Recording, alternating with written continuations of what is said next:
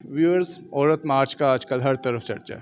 عورتیں اپنے احتجاج کے لیے سڑکوں پر نکل آئی ہیں کہ ہمیں ہمارے حقوق نہیں دیے جاتے، سوسائٹی انہیں ان کے حقوق نہیں دیتی۔ ہمارے ساتھ موجود ہیں قاری صفدر صاحب۔ آئیے ان سے جانتے ہیں کہ ہمارا ریلیجن جو اسلام اتنا خوبصورت دین ہے، وہ عورت مارچ کے بارے میں کیا کہتا ہے، وہ عورت کو کون کون سے حقوق دیتا ہے، کیا یہ عورت مارچ عورتوں کا اس طرح سڑکوں پر نکلنا اپنے رائٹس کے لیے ٹھیک ہے؟ اسلام کے اندر جب تک وہ اپنے بھائی کی، اپنے باپ کی، اپنے شوہر کی سیکیورٹی میں رہتی ہے تب تک وہ محفوظ رہتی ہے۔ جب وہ ان کی سیکیورٹی سے باہر ہو جاتی ہے پھر ہم دیکھتے ہیں معاشرے کے اندر چیر پھاڑ ڈالنے والی نظریں جو ہیں، جو معاشرے کے اندر بگاڑ پیدا ہو رہا ہے، آئے دن ہمیں خبریں سننے کو ملتی ہیں، فلاں جگہ زیادتی ہوگی، فلاں جگہ یہ ہو گیا، فلاں جگہ وہ ہو گیا۔ یہ سارے کے سارے معاملات اس آزادی کی وجہ سے ہیں۔ سب سے پہلے تو یہ بات ہے کہ احتجاج ہر شخص کا حق ہے، صرف انسان ہی نہیں بلکہ اسلام نے تو ہر چیز کو یہ حق دیا ہے کہ وہ اپنے احتجاج کی خاطر نکل سکتا ہے۔ ہم دیکھیے اسلام کی تاریخ میں دیکھیے تو سب سے پہلے نبی دو عالم صلی اللہ علیہ وسلم ایک غزوہ پر جاتے ہیں تو راستے میں کچھ پرندوں نے حضور سے شکایت کی کہ یا رسول اللہ صلی اللہ علیہ وسلم، آپ کے صحابہ نے ہمیں دکھ دیا۔ میرے حبیب نے فرمایا کہ کون ہے جس نے ان کو دکھ دیا؟ تو اتنے میں ایک صحابی حضرت عرض کرتے ہیں یا رسول اللہ صلی اللہ علیہ وسلم، میں نے اس کے پرندے مجھے اچھے لگے، میں نے اٹھا لیے۔ میرے حبیب نے فرمایا فوراً ان کو چھوڑ دو، کیونکہ اسلام نے ہر چیز کے حق جو ہیں وہ بیان کر رکھے ہیں۔ تو اسلام کے اندر مرد و عورت کے حقوق یکساں ہیں، وہ برابر ہیں۔ اسلام کے دائرے میں رہ کر عورتوں کو بھی احتجاج کرنے کا حق ہے، لیکن اس کا مطلب یہ ہرگز نہیں ہے کہ عورتیں بے پردہ ہو کر سڑکوں پر نکلیں۔ اس کا مطلب ہرگز نہیں ہے کہ مرد و عورت کا جو مخلوط سسٹم ہے، یہ بازاروں میں شریعت اس کی ہرگز اجازت نہیں دیتی۔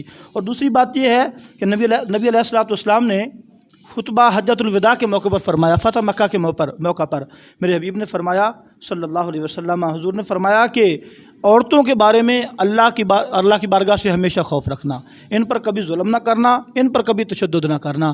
یہ اللہ کی بہترین مخلوقات میں سے ایک مخلوق ہے، اللہ نے ان کو بڑی عزتیں دی ہیں۔ اسلام کو آپ اگر اسلام کی روح سے، اسلام کی نظر سے دیکھیں تو جتنی عزتیں، جتنا وقار، جتنا مقام اسلام نے عورت کو دیا اتنا اور کسی کو نہیں ملا۔ آپ اسلام سے پہلے کی تاریخ دیکھ لیں، عورتوں کا حال کیا تھا، ان کو کہیں رہنے کی جگہ میسر نہ تھی۔ کسی باپ کے گھر میں بیٹی پیدا ہوتی تو وہ منہ چھپائے پھرتا تھا اور ان کو زندہ درگور کر دیتا تھا، بھائی اپنی نظریں جھکائے پھرتا تھا۔ ان کو کوئی باہر نکلتے تھے تو اپنی نگاہوں کو جھکا کر کے کہیں کوئی ایسا نہ کہہ دے کہ اس کے گھر میں بہن ہے، اور اگر ماں بوڑھی ہو جاتی تو ان کو چوکوں پر باندھ دیا جاتا اور ان کی سڑکوں پر بولیاں لگائی جاتی۔ لیکن اسلام جیسے ہی آیا، اسلام نے کتنے خوبصورت حقوق بیان کیے۔ سب سے پہلے اسلام نے کہا کہ ماں کے قدموں تلے جنت ہے۔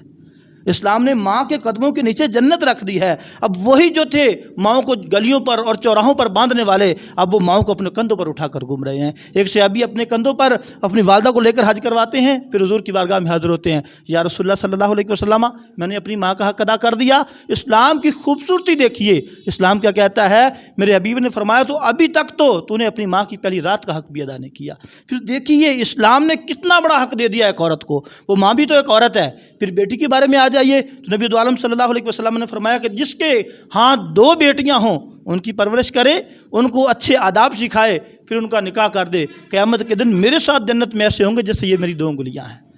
قاری صاحب، میرا سوال یہاں پہ یہ ہے کہ اب جو عورت مارچ ہوتا ہے جو ریسنٹ ہوا ہے، اس میں ڈانسز بھی ہوتے ہیں، فحاشی بھی ہوتی ہے، ہر طرح کی ہوتی ہے۔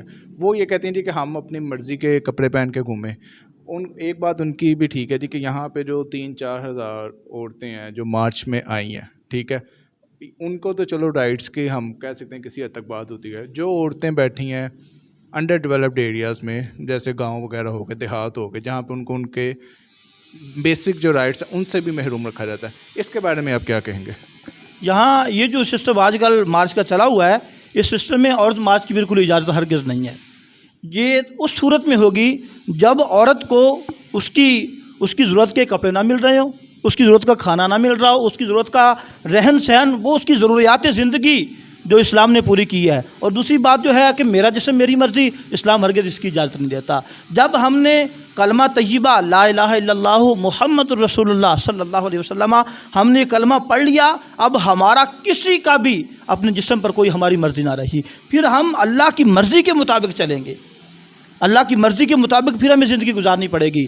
اس کے بعد اگر کہا جائے کہ ہمیں فحاشی اور ریانی کی اجازت دی جائے تو اسلام اس کی ہرگز اجازت نہیں دیتا۔ اسلام نے نبی علیہ الصلوۃ والسلام کے بارگاہ میں ایک صحابی حضرت زید بن ارقم جو نابینا تھے وہ تشریف لائے، تو حضور کی بیوی حضرت عائشہ وہ حضور کے پاس موجود تھیں، تو حضور علیہ الصلوۃ والسلام نے ان کو حکم دیا کہ تم پردہ کرو، تو وہ عرض کرتی ہیں یا رسول اللہ صلی اللہ علیہ وسلم یہ تو نابینا ہے۔ حضور نے فرمایا تمہاری بھی آنکھیں نہیں ہیں۔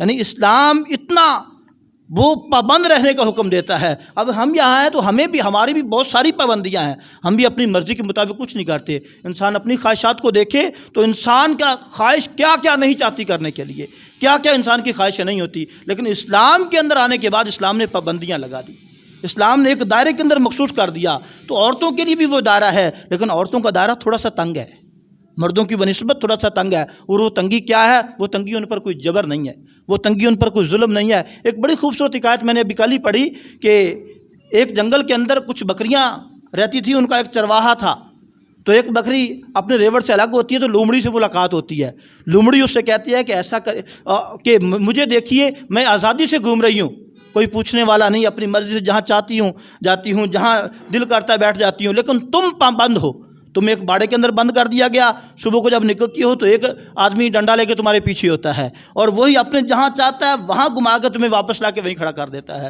تو تم ایسا کرو، تم احتجاج کرو۔ تو وہ بکری کھڑی ہو جاتی ہے، احتجاج کرتی ہے، تو مالک اس کو آزادی دے دیتا ہے، تمہیں آزادی ہے تم جاؤ۔ وہ جیسے ہی اپنے ریوڑ سے اپنے مالک سے الگ ہو کر آزادی کے لیے نکلتی ہے تو جنگل کے چرندے اس کو پھاڑ ڈالتے ہیں، جنگل کے جو درندے ہوئے ہیں وہ اس کو پھاڑ ڈالتے ہیں۔ تو اسلام کے اندر عورت بالکل اسی طرح ہے۔ اسلام کے اندر جب تک وہ اپنے بھائی کی، اپنے باپ کی، اپنے شوہر کی سیکیورٹی میں رہتی ہے تب تک وہ محفوظ رہتی ہے۔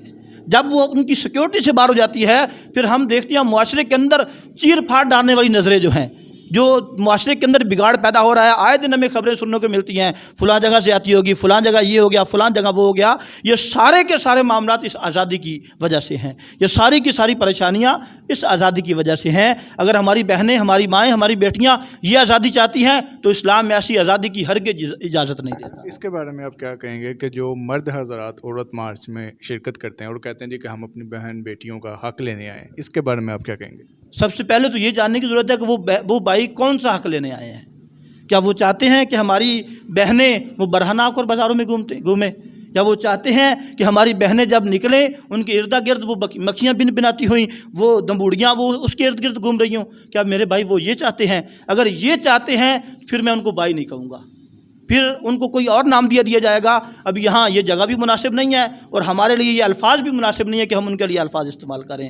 ان کے لیے وہ رائٹ وہ ہیں جو اسلام کے اگر رائٹس، یا کسی بہن کا شوہر اس پر ظلم کرتا ہے، اس کو کھانا نہیں دیتا، اس کو رہنا نہیں دینا چاہتا، جب یہ حقوق ہیں تو یہ وہ احتجاج کر سکتا ہے، اور یہ بھی بازاروں کے اندر احتجاج کرنے ہرگز اجازت نہیں ہے۔ ابھی ساتھ بھائی بہن بھی ہے، برہنہ ہے، سر سے کپڑا نہیں ہے، بھائی ساتھ اس کے گھوم رہا ہے، بھائی اس کو کون سا حق دلانا چاہتا ہے؟ کن سے لے کے دلانا چاہتا ہے؟ شوہر اس کو ایک ہے، پورا معاشرہ تو نہیں، اس کی ذمہ داری ایک فرد پر ہے، پورے معاشرے پر تو نہیں، تو کن سے وہ حق لے کر دلانا چاہتا ہے؟ وہ کون سا وہ حقوق ہیں جو وہ چاہتا ہے؟ آپ مجھے بتا دیجئے کہ کون سے حقوق وہ لینے کے لیے ان کے ساتھ نکلا ہوا ہے۔ بلکہ یہ اگر دیکھا جائے تو مغربی ایک سازش کے تحت ہمیں ان ساری چیزوں کے اندر گھیرا جا رہا ہے۔ ہمیں لاسٹ میں مجھے یہ بتائیے گا کہ جو عورت مارچ یہ لوگ کرتے ہیں ان کو آپ کیا پیغام دینا چاہیں گے کہ وہ سڑکوں پہ نکلیں یا کسی اور طریقے سے اپنا حق مانگیں؟ حق تو مانگنا۔ میں ان اپنے بھائیوں کو، ان کو اور اپنی بہنوں بیٹیوں کو یہ ایک ہی پیغام دینا چاہتا ہوں کہ وہاں رہ کر، اسلام کے دائرے میں رہ کر وہ جتنا چاہیں احتجاج کر سکتے ہیں، اپنے گھروں میں بیٹھ کے آوازوں کو بلند کریں۔ اگر باہر سڑکوں پر آنا بھی ہے تو انڈیا کی وہ بیٹی آپ نے ابھی حالیہ دنوں کے اندر دیکھی ہے، بیٹی حجاب کے اندر ہے، اس کے حجاب کو کسی نے چھونے کی کوشش کی، اس بیٹی نے اللہ اکبر کا نعرہ لگا کر پوری قوم کی، پوری ملت اسلامی کی بیٹیوں کو یہ پیغام دیا کہ یہ پردہ تمہارا حق ہے، اس کے لیے تم آوازیں لگاؤ۔ ایک آواز لگی، پوری دنیا، اسلامی دنیا پوری کی پوری اس کی حفاظت کے لیے کھڑی ہو جاتی ہے۔ اگر ہماری بیٹی ایسا حق مانگے تو وہ ایک بھائی تو کیا، میں خود امام ہونے کے ناطے، میں خود دو بیٹیوں کا باپ ہونے کے ناطے، دو بہنوں کا بھائی ہونے کے ناطے، یہ پورا معاشرے کی جتنی بھی عورتیں ہیں، ماں سوا وہ میری ساری کی ساری بیٹیاں اور بہنیں ہیں، ان کی خاطر میں خود نکلوں گا، اور صرف اکیلا نہیں نکلوں گا، اپنے سر پورے معاشرے کو لے کر نکلوں گا اگر وہ اپنے رائٹس کو مانگنے کے لیے نکلتی ہیں۔ اگر اس کے علاوہ تو پھر میں اپنے بھائیوں کو یہی مشورہ دوں گا کہ خدا را ہرگز ایسا کام نہ کیجیے جس کی وجہ سے اسلام کی رسوائی ہو، جس کی وجہ سے بڑوں کی رسوائی ہو۔ اسلام ہمیں اس کی اجازت نہیں دیتا۔ قاری صاحب آپ کے وقت کا بہت شکریہ۔ ویورز، ہم آواز کے ساتھ نعمان ملک کو اجازت دیجیے گا۔ اللہ حافظ۔